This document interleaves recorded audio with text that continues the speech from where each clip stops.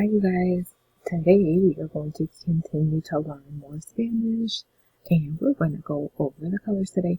Are los colores in Spanish.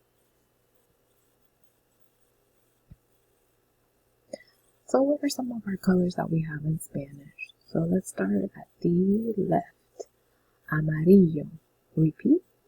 Amarillo. Rojo. Rojo. Azul.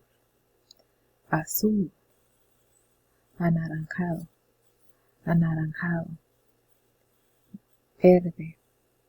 Verde. Morado. Morado. Gris. Gris. Negro. Negro. Café. Café. There's also another one which is marrón. Marrón. And rosado. Rosado.